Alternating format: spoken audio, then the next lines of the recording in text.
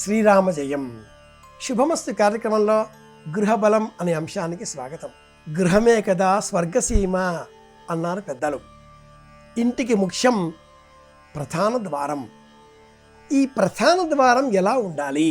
ప్రధాన ద్వారానికి ఇరువైపులా చిన్న గవాక్షాలు, కిటికీలు ఉండాలి.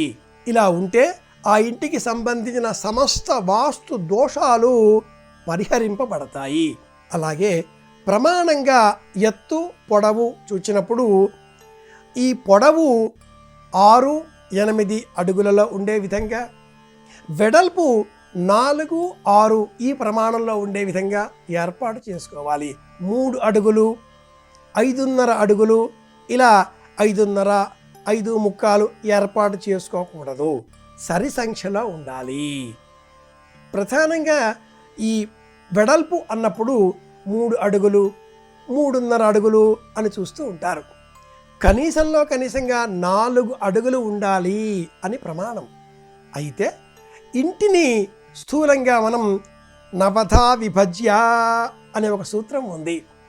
ఆగ్నేయం నుంచి ఈశాన్యం వైపు దారం కొలుచుకొని ఎంత ప్రమాణం ఉన్నదో లెక్కపెట్టి ఆ ప్రమాణాన్ని 9తో విభజించి, అలా 9తో విభాగించిన అనంతరం 3వ నవకములో, మొదటి నవకం వంటగది, 2వ నవకంలో దేవతాగృహం, 3వ నవకంలో మధ్య ప్రమాణం ఎంత ఉంటే అంత ప్రధాన ద్వారాన్ని అందులో మధ్యలో ఏర్పాటు చేయాలి. ఈ 3వ నవకం ఉజ్జాయింపుగా 8 అడుగులు, 12 అడుగులు, 16 అడుగులు వచ్చినప్పుడు వాటిని మళ్ళీ 3 భాగాలుగా చేసి ఆ మధ్య భాగంలో ఈ ప్రధాన ద్వారాన్ని ఏర్పాటు చేయాలి అంటుంది వాస్తుశాస్త్రం. ఇంటికి సంబంధించిన సమస్త దోషాలు తొలగించుకునే నిమిత్తమై ప్రధాన ద్వారాన్ని ప్రత్యేక శ్రద్ధతో ఏర్పాటు చేయాలి. అలాగే ఒకనాటి కాలంలో ఇల్లు నిర్మించే సమయంలో ఇంటిలో ఎన్ని ద్వారాలు ఉంటాయో అన్నింటికీ కూడా గడపలు ఉండేవి.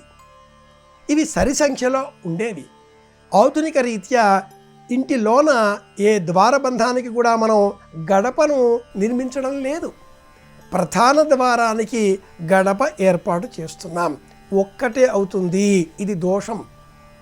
2, 4 ఈ సంఖ్యలో ఉండాలి. ప్రధాన ద్వారానికి ఏర్పాటు చేస్తాం కాబట్టి 1 నిశ్చయంగా ఉంటుంది.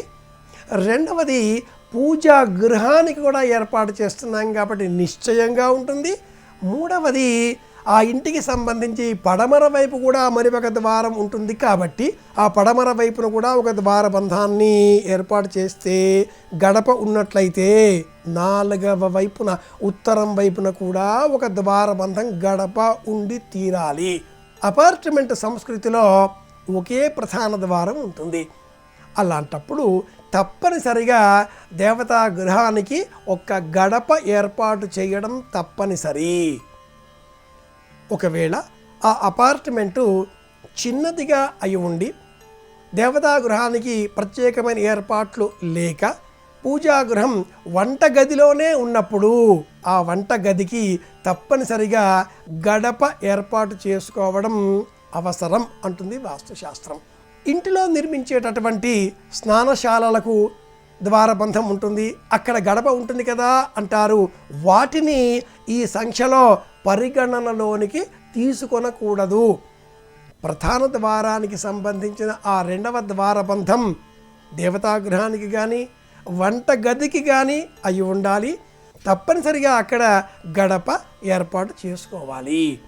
ప్రధాన ద్వారానికి పై భాగంలో మహాలక్ష్మీదేవిని కూర్చున్న రూపంలో ద్వారబంధం పైన చిత్రికతో ఆ చెక్క రూపంలోనే నిర్మించినప్పుడు 2 వైపులా నిర్మించేటటువంటి ఆ దారువు చెక్క రూపంలో నిర్మించినటువంటి ఏనుగు బొమ్మలు ఆ ఇంటికి అఖండ ఐశ్వర్యాన్ని కలిగిస్తాయి. పూర్వకాలంలో ఇలా ప్రధాన ద్వారబంధానికి ఇరువైపులా దీపాలు అలంకరించే నిమిత్తమై దీప గడులు, దీపానికి సంబంధించిన చిన్న ఏర్పాట్లు ఉండేవి. ఈనాటి కాలంలో వాటన్నింటినీ కూడా ద్వారబంధం లేదా గవాక్షాలు వాటిల్లోనే కలిపి ఏర్పాటు చేస్తున్నారు. ఇంటికి లక్ష్మి ప్రధాన ద్వారం. లక్ష్మీప్రదంగా ప్రధాన ద్వారాన్ని ఏర్పాటు చేసుకుందాం. ముఖ్యంగా గుర్తుపెట్టుకోవలసిన చిట్ట చివరి అంశం ఏమిటి అంటే ఈ ద్వారబంధానికి సంబంధించిన తలుపులు 2 ఉండాలి. ఆ 2 కూడా లోపలి వైపున తెరుచుకునేవిగానే ఉండాలి. తెలుసుకున్నాం, పాటిద్దాం. మరిన్ని తెలుసుకోవడం కోసం మళ్ళీ కలుసుకుందాం. అందరి క్షేమాన్ని కోరుదాం. శ్రీరామ జయం.